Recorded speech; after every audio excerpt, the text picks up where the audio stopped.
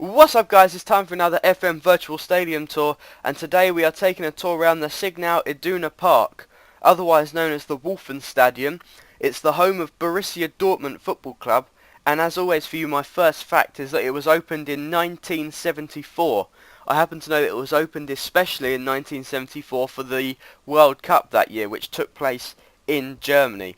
It has hosted another World Cup in 2006, but we'll come back to that in a bit. When it was first opened, this stadium had a capacity of 54,000. Today it has a capacity of 80,000, and the reason it was a lot lower back then was because it only had one tier. That's the first reason.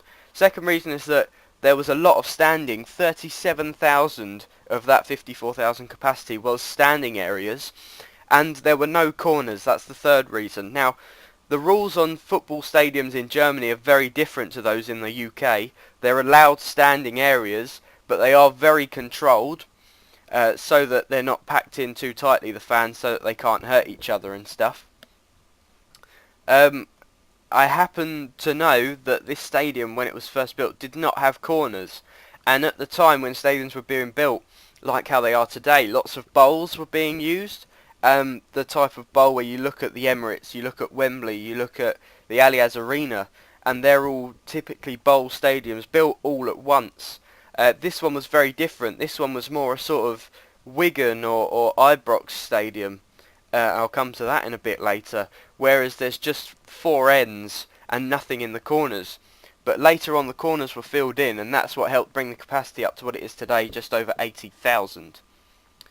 Coming back to the Ibrox thing, when Rangers Football Club, the Scottish one, not Queen's Park Rangers, wanted to build a new stadium, they realised they didn't have enough room to build a bowl because they take up a lot more room than these stadiums do.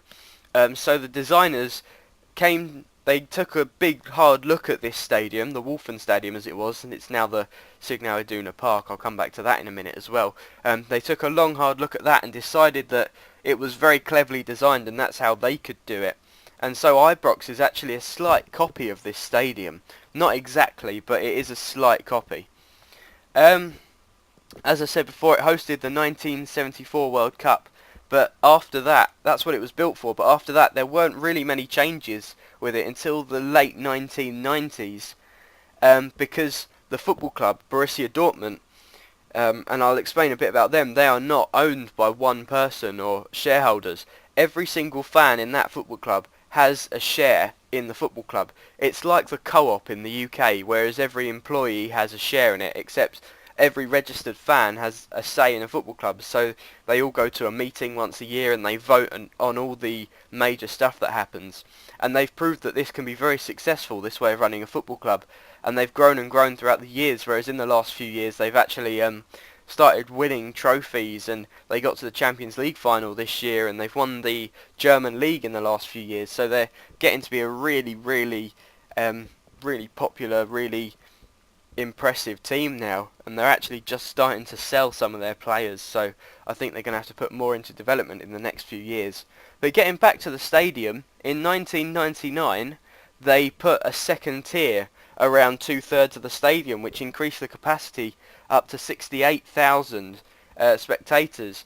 But that was actually restricted. It was going to be more, but they restricted that because they took away a bunch of standing areas and put seats in there. I think they were having a few problems with crowd control at that time. So they brought the capacity down just to keep everybody a little bit safer. The next thing is in 2001 it hosted the UEFA Cup final. And that was with Liverpool and Alves. I think it was an exciting final. It ended up 5-4 to Liverpool, I think. But apart from that, the only other redevelopment was in 2002, 2003 and 2005, where they put corners into the stadium. And it might be why, if you look at it, the corners are brought forward.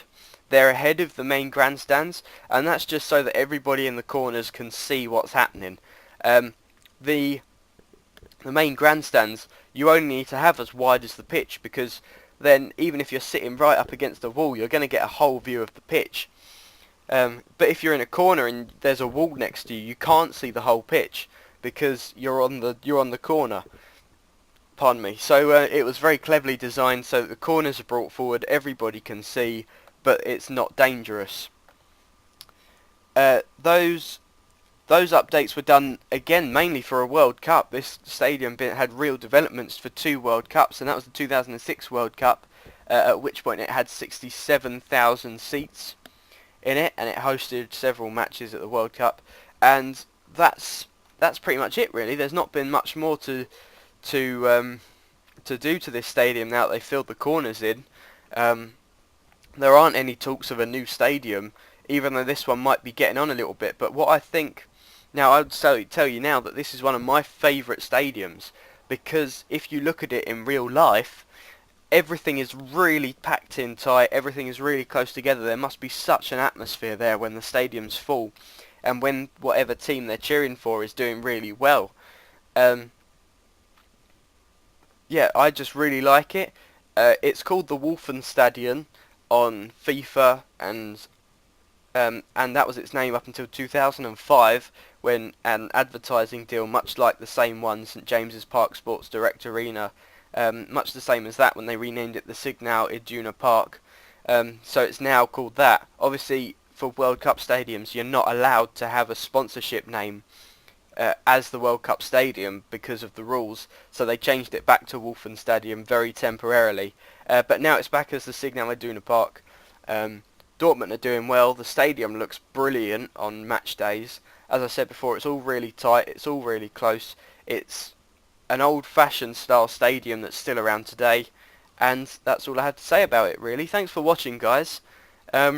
Please check us out on Facebook, on Twitter. We have our own website now. I'll put all the links in the description.